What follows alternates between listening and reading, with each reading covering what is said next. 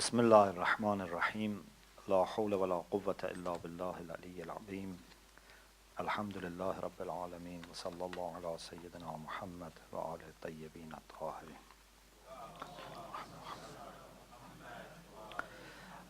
I am grateful to God Almighty for giving us this opportunity to meet together, first in the church and second here, and share our ideas about the significance of family and how to face the challenges that are common challenges for us, challenges that have been always there, and in particular modern challenges. The part that I am going to cover is about the benefits and in particular about the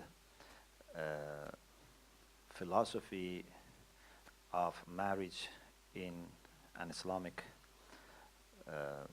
worldview. There are many different ways of addressing this issue. I only mention few points and would like to start with Quranic description of heaven. As we know, we have two heavens mentioned in the Quran and also in other Abrahamic scriptures. We have the eternal heaven that after Day of Judgment, the pious people would be able to settle. And we have the heaven in which Adam and Eve settled, which was not the eternal one, which was not the permanent one, but had some qualities of that eternal heaven, but with some differences.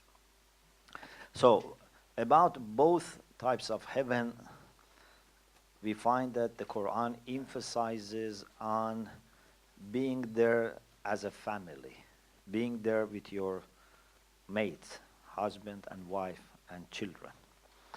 For example, about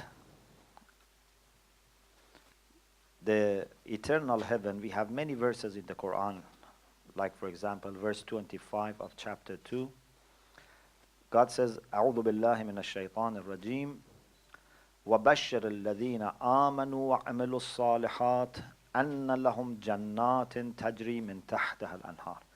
Give the good news, the glad tidings to the people who have faith and do righteous deeds, that they would have the opportunity to be in gardens. Among the qualities of that heaven and that paradise, God says, وَلَهُمْ فِيهَا أَزْوَاجٌ مُطَهَّرَةٌ. They will have their pure spouse. So it seems that even that eternal heaven, without having your mate or your spouse with you, would not be complete and perfect, and the blessings of Allah would not be complete unless you have your mate there. Or for example, God says that in Surah Al Imran, which is chapter 3 verse 15, قُلْ أَأُنَبِّئُكُمْ بِخَيْرٍ مِّن ذَلِكُمْ. Shall I inform you about something which is better than this? Referring to the idea mentioned in the previous verse. للذين اتقوا عند ربهم جنات تجري من تحتها الأنهار خالدين فيها وأزواج مطهرة. Those who are pious, they would have gardens close to the Lord, and there will be rivers flowing in those gardens. They will be there permanently. They don't need to worry about when I am going to leave this place. You can be there permanently. وَأَزْوَاجٌ مُطَهَّرَةٌ, and purified spouses. Or also in other places, I have here many verses from the Quran. I read only one more because it's also talking about your progeny also being with you. In chapter Ar-Ra'd, chapter 13, verse 23, God says, جَنَّاتُ عَدْنٍ يَدْخُلُونَهَا وَمَنْ صَلَحَ مِنْ آبَائِهِمْ وَأَزْوَاجِهِمْ وَذُرِّيَّاتِهِمْ. They will enter these gardens with those parents and mates and children who were themselves also righteous. Even God says that sometimes a person may be judged to go to heaven, but maybe her husband or his wife or children are not that good to join him. So, according to the Quran and according to Islamic hadith, God, in order to complete their unity and to let them be together as family, for the sake of the good one, enables the other people to join him. This is mentioned in chapter 40, verse 8, that God says that they are going to be joined, and God says that we are not also going to reduce from the reward of the good person. It's not that God says, okay, you have, for example, this much. In order to join your family, we have to divide your reward so that everyone has something. وَمَا أَلَتْنَاهُمْ مِنْ عَمَلِهِمْ مِنْ شَيْءٍ. We are not going to reduce your reward and divide your actions. No, they will be just be promoted and credited so that they can join you. There is a hadith which is very beautiful, and this helps me for this last part of my talk, that when a person is judged to go to heaven and his family may not be able to join, then he says something very beautiful. He says, "O God, amiltu li wa lahum." Whatever I did was for me and for my family. Whatever good I did, even my prayer, my fasting, my charity work, anything, I did it for myself and for my family. It means that even here there is no selfishness. So he asked God, that please, if you are happy with my performance, please also give reward to my family. And then God says, let them join him without reducing from his reward. So, in the Quranic description of heaven, it's very important that one is there with his family. And also about the heaven in which Adam and Eve were there. The Quran says that God said to Adam, this is chapter 2, verse 35, وَقُلْنَا يَا آدَمْ أُسْكُنْ أَنْتَ وَزَوْجُكَ الْجَنَّةِ. We said to Adam, you and your wife settle in heaven. What does it mean? It means that Adam and Eve had married before going to heaven. Sometimes I tease unmarried people. I say, you have to marry first, then you go to heaven. So, of course, this is for the people who, without any purpose and reason, justified reason, delay marriage. But sometimes people, may have other reasons. So I'm just teasing. So, God says, you and your wife go and settle in heaven, and you can be there as much as you like, enjoy all the good things which are there. This is mentioned in several places. Then in one verse also God says that he warned Adam about Satan. God said to Adam that this is an enemy of you and your wife. إِنَّ هَذَا عَدُوٌّ لَكَ وَلَزَوْجِكَ. He's an enemy of you and your wife. فَلَا يُخْرِجَنَّكُمَا مِنَ الْجَنَّةِ فَتَشْقَى. Be very careful. Do not let him send you outside heaven. Then you will suffer. Coming to the earth is beginning of suffering for Adam and Eve and for their children. But what is very interesting is that when they were supposed to come to earth, they suffered a lot, but they didn't suffer separation. According to some hadiths, for a very short time, they were separate and then they found each other. But this is very important, that God didn't punish them by keeping them separate. It means that unity between husband and wife is something that God would not choose even to punish people by this. as long as there is any chance for keeping this unity together. Now, let us have a little bit of reflection about marriage from an Islamic point of view. And of course, when we say marriage, it's just as the beginning of formation of family, because the main thing is family. In my understanding, the benefits of marriage are few. Maybe there are much more that I haven't understood or maybe have escaped my mind, but these are some of the benefits that I know and I can remember. One thing is to be able to meet our physical needs.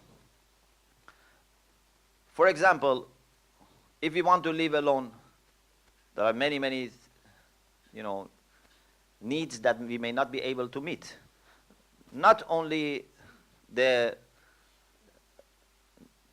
desire, for example, the sexual satisfaction. This is only part of it.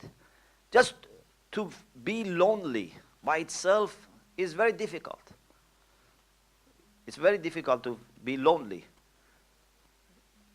especially in those societies that, for example, for security you need support, for earning enough you need support. So there are many different ways that we can help each other. But this is only physical side of it. There is also psychological side of it. We human beings are created in the way that for us, loneliness is the most painful thing. If someone, for example, is, sentenced to stay in prison, if they want to make it very, very difficult, they put him in a cell that he can have no friends, no mates, no one. Because for us, the most difficult experience is when we are left to ourselves. Sometimes you say, we know deep in our heart that how terrible we are, that when we are left to ourselves, we suffer a lot. But this loneliness partly can be overcome with marriage, partly with having good friends and community, and of course, the great part can be overcome by unity with God.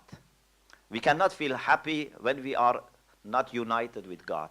But a step towards that complete happiness and that complete unity is marriage. Unfortunately, what we see sometimes, especially today, is that people get married but they remain singles in their mind. They are just formally, officially married, but they want to do everything that they used to do and keep maximum freedom and liberty for themselves as they are still singles. I try to keep all my options still open after marriage. I want to spend as much as time that I want with my friends. I want to be free in spending my time. I want to decide, what type of life, what type of house, what type of holiday, I don't know, so on and so forth, I would like to have myself. Yes, I have to only make sure that I don't go to extreme because I'm then getting into trouble with my wife or husband. But this is not Islamic and perhaps also Christian point of view. I don't think here we have any difference. That this is not the concept of marriage. That you think that you have entered into a legal business with a partner and everyone may think that I should gain most out of this deal. Just make sure that, for example, I don't, get into trouble or I just don't do injustice to other person. This is not marriage. Marriage is not a business in this sense. Marriage is not a deal in this sense. Marriage means that I have reached that level of maturity and understanding that now I think it's time for me to grow and form a unity with another person and then welcome children, that then we can together be happy. I'm no longer a single person, and I don't want to be a single person. My comfort from the day of marriage comes first when my wife is happy, when my husband is happy, then when I am happy. Or when I see my children are happy, that's my main happiness. If I don't have, for example, enough food, and I see that my wife, my children are eating, I am happy that, alhamdulillah, at least they have to eat. I prefer to be hungry. Not that, I, hide the food for myself, and eat, and then say to my family, I don't have anything to give you. This is not marriage. So marriage is a new phase in our life, which is by nature spiritual, which is by nature godly. That is to get rid of our ego, to open ourselves in order to welcome other people, not to bring them under your control. This is against the philosophy of marriage. It's not that I want a servant. I want, few children to serve me. I want my wife or husband to serve me, to give me, No. I want to become part of a bigger self, and then, of course, we can grow even larger and include the community of the faithful, and then hopefully humanity. And if we grow enough like God, we would be able to welcome all the creation in ourselves and becoming part of the whole system without feeling any separation. So marriage is not just a legal unity. And as you know, in Islamic tradition, we have this beautiful hadith from the Prophet Muhammad sallallahu alaihi wasallam, which is very, very clear. Prophet said, no construction has ever been built in Islam which is dearer to God than marriage. It means that even construction of the mosques, construction of the Holy Kaaba, construction of anything that you can see, think about it, is not as important as marriage, which is the beginning of forming family. Family is the most important thing. And on the other hand, although Islam permits divorce in certain circumstances, but it's the most disliked permissible act, which means that it's something that we should not think about it unless there is really, really, really no other option. Something that you cannot say, okay, I have two options. One is to continue. The second option is to divorce. No, it's actually not an option. Just in emergencies. When you do something in emergency, it's not an option. You shouldn't think that, divorce is an option. It's just something that, just as a way of saving your life, you may need to try. So, to sum up this point, what I would like to say is that according to Islamic spirituality, our main challenge is to get rid of our ego. Any person who suffers from selfishness cannot be close to God. It's impossible to worship yourself and then be a believer. It's impossible to have big ego and be a believer. To the extent that the Quran says that the people who follow their own desires and whims and serve their ego, they are idol worshippers. But the idol is inside themselves. أَفَرَأَيْتَ مَنِ اتَّخَذَ إِلَهَهُ هَوَى. These are idol worshippers who have ego and they want to serve their ego and they don't bother about being merciful and charitable to other people. So, the first step for any attempt to get closer to God, to get closer to highest levels of humanity, is to weaken and then finally get rid of this ego. And this can be done when we let our ego go away and form unity with other people. If I start thinking first about other people's needs, other people's concerns, other people's interests, other people's progress and success, then my ego will go down. And of course, then here a real self, which is a divine self in us, will be formed and shaped that would be actually our real interest.